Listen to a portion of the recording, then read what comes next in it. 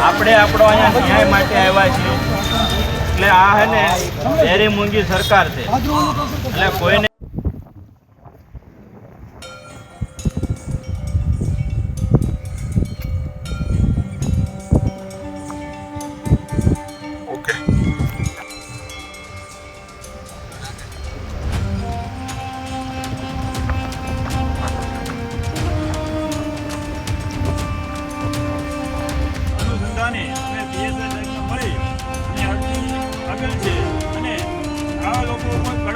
કાયદેસર કાર્યવાહી થાય અને ખેડૂતોને યોગ્ય વળતર મળે એ માટે અમે રજૂઆત કરેલ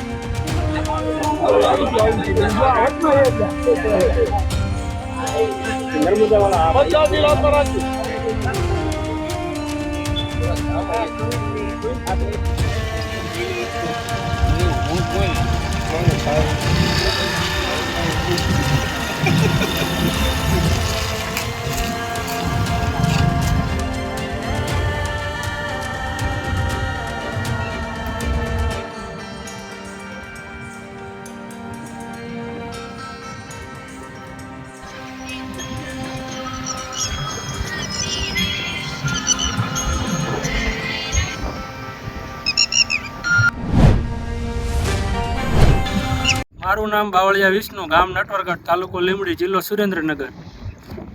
આ અવાડા કંપનીની સનરાઈઝ કંપની લાઈન 2 મહિના પહેલાં તાર પાથરવામાં આવ્યા હતા। કોઈ જાતની નોટિસ કે કોઈ ખેડૂતોને વળતર આપવામાં નહોતું આવ્યું।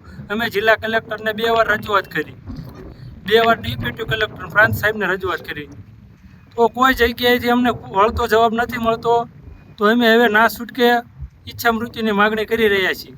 કેટલા ખેડૂતોને આ તકલીફ છે? 47 થી વધારે ખેડૂતોને આ છે। અને કેટલું વળતર નથી ચૂકવ્યું? વળતર પહેલી વાર આ લાઈન દોડાવી ત્યારે માત્ર 10% જેટલું વળતર ચૂકવેલું હતું। તે વખતે પણ કોઈ પંચોમાં બધાની સહી ખોટી લીધેલી છે, સંમતિમાં કોઈ ખેડૂતોની સહી ન લીધેલી ને ખાલી 10% જેટલું જ વળતર મળેલું છે। અને તે વખતે એવી ચર્ચા થઈ હતી કે બીજી લાઈન દોડાવવા આવે। નટવરગઢ ગામનો ખેડૂત, મારું નામ મેણિયા સહદેવ વાસુદેવભાઈ। અત્યારે આ અવાડા સનરાઈઝ કંપની મારા ખેતરમાં કામ કરી રહી છે। જે આ વીજ રેસા રહ્યા 2 મહિનાથી આ કામ ચાલુ છે એમનું। હું 2 વખત કલેક્ટર ઓફિસે ગયા આવ્યો પણ મને કોઈ વળતો જવાબ મળ્યો નથી। તે સિવાય મેં એમને રજૂઆત કરી કે મને એમડી સાથે મુલાકાત કરાવો, તો પણ હજી એમડી સાથે મુલાકાત થઈ નથી।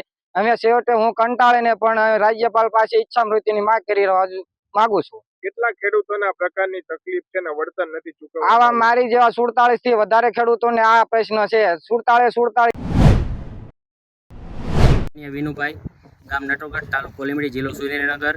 નટવરગઢ ગામની સીમ જમીનમાં અવાડા સનરાઇઝર પ્રાઇવેટ લિમિટેડ દ્વારા તલસાણાથી સોરણિયા સોલરની લાઈન નાખવામાં આવી હતી 2021માં. ત્યારબાદ ત્યારે કંપનીએ 4 રેસા ખેંચ્યા હતા.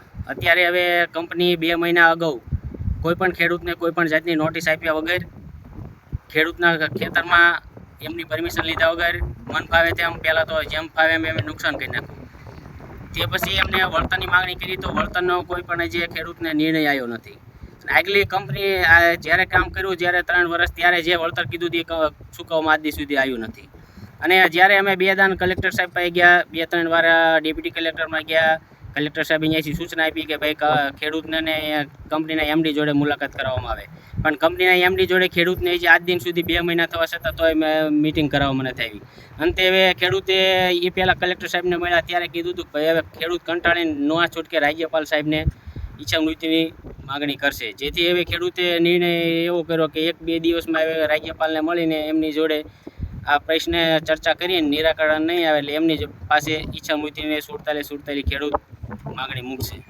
મેણિયા વિનુભાઈ, લીંબડી તાલુકા પ્રમુખ. લીંબડી પોલીસ સ્ટેશને આજે ઉટડી ગામના ખેડૂતો જે ઉટડી ગામમાં ડુપ્લિકેટ ખાતર વેચાણ કરવામાં આવ્યું હતું જે તે કંપની દ્વારા.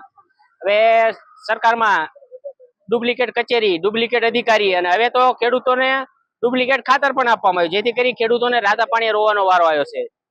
ખેડૂતોની ડુપ્લિકેટ ખાતરના લીધે આખી સિઝન ફેલ થઈ છે. જેથી કરી આજે તમામ ખેડૂતો લીંબડી પોલીસ સ્ટેશને જે તે કંપની વિરુદ્ધ એફઆઈઆર દાખલ કરવામાં આવે અને જે તે ખેડૂતને નુકસાન થયું છે તેમને પૂરેપૂરું વળતર દેવામાં આવે તેવી માંગ સાથે આજે તમામ ખેડૂતો પીએસઆઈ સાહેબને મળીને કંપની વિરુદ્ધ કાયદેસરની એફઆઈઆર દાખલ થાય તેવી રજૂઆત કરવામાં આજે. હરેશભાઈ જાદવ, હું લીંબડી ગામનો વતની છું. લીંબડી તાલુકાના ઉટડી મુકામે નર્મદા એગ્રો વડોદરા દ્વારા ખેડૂતોને ખાતર આપવામાં આવેલું છે, જેથી 50 થી 60 ખેડૂતોને ડુપ્લિકેટ ખાતર આપવામાં આવેલું છે, જેથી કરીને ખેડૂતોને પાક સંપૂર્ણ નાશ થઈ ગયેલો છે.